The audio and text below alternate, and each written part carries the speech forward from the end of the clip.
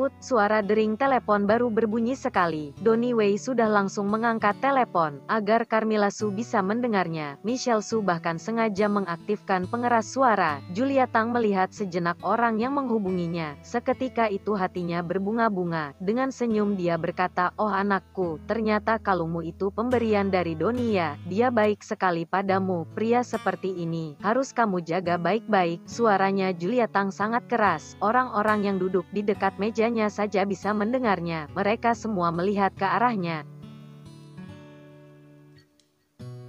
Julia Tang sengaja mengatakan itu agar didengar oleh Yogi Chen. Dibandingkan dengan Donnie Wei, Yogi Chen jelas tidak ada apa-apanya. Sementara itu pada waktu bersamaan, Donnie Wei sedang memegang sebuah nasi kotak di tangannya, berjongkok di tepi jalan dan memakan makanannya dengan cepat dan lahap. Telepon dari Michelle Su membuatnya terkejut. Memangnya Michelle Su tidak tahu bahwa dirinya sudah bangkrut. Dia menyeka sesuap makanan ke mulutnya, sambil berpikir, siapa sebenarnya yang sudah dia singgung. Bahkan keluarga Chen juga tidak bisa menyelamatkan dirinya. Jika dilihat dari tingkatan dalam keluarga, ibunya sendiri adalah adik perempuan dari kepala keluarga Chen. Walaupun dari keluarga cabang bukan dari keluarga inti, tapi status ibunya juga tidak rendah. Dia memohon ibunya untuk pergi mencari kepala keluarga, tapi kepala keluarga juga sangat berhati-hati dalam berbicara dan berterus terang mengatakan bahwa Donnie Wei sudah menyinggung seseorang yang tidak seharusnya dia singgung. Donnie Wei yang sekarang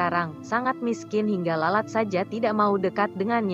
Meski tidak tahu kenapa Michelle Su meneleponnya, tapi dia tetap saja mengangkat telepon. "Halo, Michelle.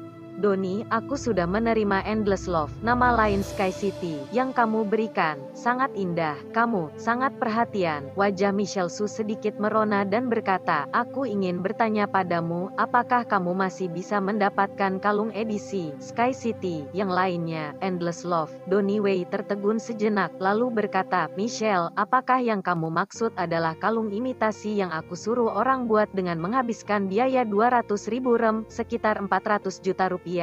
Imitasi, benar. Beberapa hari yang lalu aku ingin memberikannya padamu, tapi bukankah sudah dibuang oleh suamimu yang tidak berguna itu?" Donnie Wei sambil tersenyum berkata, "Kalungnya sekarang masih tersimpan di rumahku. Jika kamu mau, maka aku akan menjualnya padamu dengan harga yang lebih murah." "Jual padaku?" Michelle Su merasa sedikit bingung. Dari nada bicaranya Donnie Wei, jelas bahwa kalung yang dikenakan Michelle Su sekarang bukan pemberian dari dia. Biaya pembuatan dan material kalung ini menghabiskan total 500.000 RMB, tapi karena kita cukup dekat, kamu cukup bayar 490.000 RMB saja. Hati Donnie Wei merasa senang seketika. Dirinya sekarang tidak memiliki sepeser pun. Dengan menjual kalung ini, setidaknya dia masih bisa balik modal sedikit. "Terima kasih, tidak perlu." Selesai berbicara, Michelle Su memutuskan sambungan teleponnya. Sepertinya hal ini tampak sedikit rumit. Jadi siapa sebenarnya yang memberikan kalung itu? Tiba-tiba, Michelle Su melihat Yogi Chen yang duduk di meja sebelah.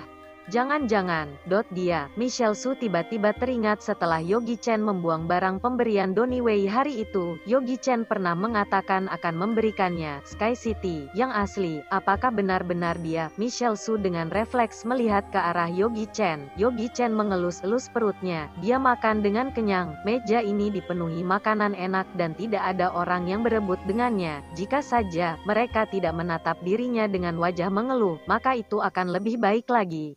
Setelah menyeka mulutnya, Yogi Chen bersendawa dengan perasaan puas. Kebetulan dia melihat Michelle Su sedang menatap dirinya. Wajahnya mengulas seutas senyum. "Ah, apa yang sedang kupikirkan? Bagaimana mungkin dia sanggup memberikan barang yang begitu mahal? Ini sama saja dengan mimpi di siang bolong." Michelle Su menghela napas dan berhenti menebak-nebak.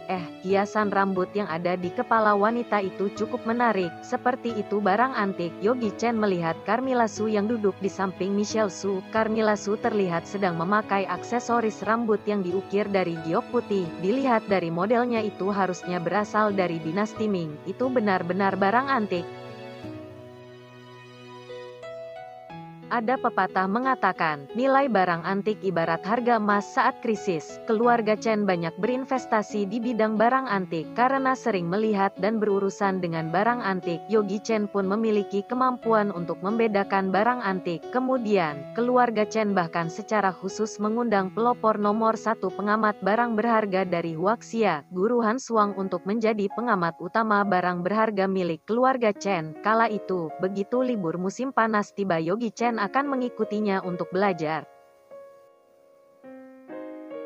Jika dia tidak salah lihat, aksesoris yang ada dipakai Carmilla Su itu harusnya diukir dari giok putih. Sementara jika dilihat dari modelnya, harusnya berasal dari dinasti Ming. Selain itu hiasannya itu juga hanya boleh dipakai oleh bangsawan kerajaan dari dinasti Ming saja yang boleh pakai. Barang antik apapun yang berhubungan dengan kerajaan, harganya pasti sangat fantastis. Jika dilelang, setidaknya juga akan terlelang 10 juta. 10 juta yang dimaksud ini adalah dolar Amerika. Baik, semuanya harap tenang dulu. Saat ini, nenek keluarga Su bangkit dari tempat duduknya, menarik tangan Michelle Su, lalu dengan penuh kasih sayang mengatakan, Michelle Su, ayo cepat beritahu nenek bagaimana caranya kamu berunding dengan Magic Entertainment Group. Michelle Su bangkit berdiri, ekspresinya tampak sedikit canggung. Setelah berpikir sejenak, dia akhirnya mengatakan dengan jujur, hari itu setelah aku sampai di Magic Entertainment Group, aku menunggu di ruang rapat selama beberapa menit, namun aku bahkan tidak bertemu dengan Presdir Direktur Magic Entertainment Group yang baru. Lalu asisten Presdir langsung datang dan memberitahuku bahwa mereka ingin bekerja sama dengan kita. Apal, masih ada hal sebaik ini. Aku tidak salah dengar bukan? Ternyata dia tidak melakukan apa-apa, langsung berhasil menandatangani kontrak. Ini sungguh terlalu mudah. Benar sekali, kupikir sehebat apa dirinya. Jika tahu dari awal akan semudah ini, aku sudah pergi sejak awal. Michelle Su baru saja selesai berbicara. Semua orang pun mulai membicarakannya. Mendengar keraguan dan ucapan meremehkan dari orang-orang, Henry Su bangkit dari kumpulan orang-orang tersebut, lalu berjalan ke hadapan nenek keluarga Su. Dengan suara pelan dia berkata, Nenek, hari itu setelah aku beserta hadiah yang kubawa diusir keluar dari Magic Entertainment Group, kita kembali mengutus Michelle Su untuk ke sana. Pasti Magic Entertainment Group merasa tersentuh dengan ketulusan dari keluarga Su, lalu kemudian setuju untuk bekerja sama dengan keluarga Su. Selesai berbicara, dia melanjutkan, jika saat itu yang pergi bukan Michelle Su, melainkan orang lain, pasti juga akan berhasil. Jadi, nenek, aku harap Anda bisa melakukan penilaian akan hal ini. Maksud perkataan Henry Su ini sangatlah sederhana. Dia ingin mengambil sedikit jasa dari hal ini. Nenek keluarga Su sejak dulu menyayangi Henry Su. Mendengar Henry Su berkata seperti itu, nenek keluarga Su setuju dengan berkata, apa yang dikatakan Henry Su benar. Michelle, jika bukan karena Henry Su yang terlebih dulu berkorban, kamu juga tidak akan semudah itu bisa menandatangani kontrak dengan Magic Entertainment. Menurutku, jasa ini perlu dibagi dua antara kamu dan Henry. Mendapatkan pilih kasih dari nenek keluarga Su, dalam hati Henry Su merasa lebih sombong lagi. Dia dengan penuh keadilan berkata, nenek, sebagai bagian dari anggota keluarga Su dan demi usaha keluarga, apa salahnya jika sedikit dirugikan? Benar, anggota keluarga Su sudah seharusnya begitu. Nenek keluarga Su mengangguk dengan setuju. Mendengar pujian dari nenek keluarga Su, Henry Su semakin bersemangat. Nenekku dengar Magic Entertainment Group belum lama ini menandatangani kontrak dengan seorang artis baru, namanya Emily Liu. Dia sangat cantik. Menurut perkiraanku, Magic Entertainment Group pasti akan sepenuhnya mendukung artis ini. Jika keluarga Su diberikan kesempatan untuk mempermak artis ini, tidak perlu diragukan ini pasti akan mendatangkan banyak uang untuk keluarga kita. Aku bersedia untuk mewakili keluarga Su pergi ke Magic Entertainment Group untuk membahas hal ini besok. Baik, nenek keluarga Su semakin melihat Henry Su, dia semakin puas. Henry benar-benar sudah dewasa, sudah bisa membantu nenek untuk menanggung beban keluarga. Michelle Su dan Julia Tang merasa sedikit tidak senang sekarang ini. Jelas-jelas hari ini adalah pesta perayaan hasil kerja Michelle Su. Kenapa pada akhirnya jasanya terbagi setengah, lalu malah Henry Su yang menjadi pusat perhatian? Sekarang keluarga Su dan Magic Entertainment Group sudah mencapai kesepakatan awal. Besok Henry Su pergi berunding dengan Magic Entertainment, itu 100% bisa berhasil, maka semua jasa pada nantinya akan menjadi milik Henry Su semuanya.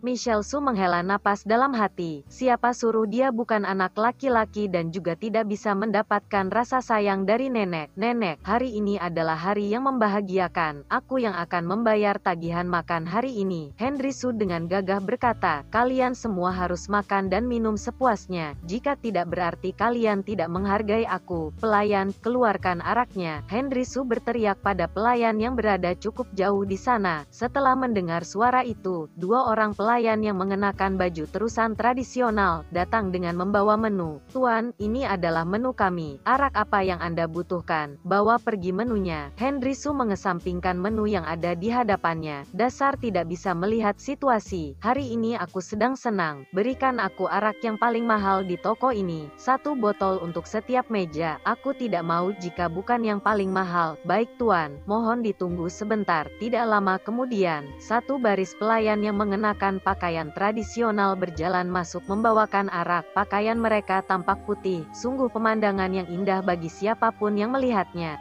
Henry Su berdiri, mengangkat tinggi gelasnya dan berkata, hari ini adalah hari menuju kesuksesan bagi keluarga Su. Di sini aku mewakili nenek, memberi penghormatan pada setiap orang yang ada di sini. Henry Su yang sekarang memiliki kedudukan yang sangat tinggi. Nenek keluarga Su jelas ingin membimbing Henry Su menjadi pewaris keluarga Su. Jika sekarang tidak menyanjungnya, kapan lagi? Lalu semua orang berbondong-bondong mengangkat gelas mereka, tanpa henti memberikan kata-kata pujian. Suasana saat itu juga mencapai puncaknya.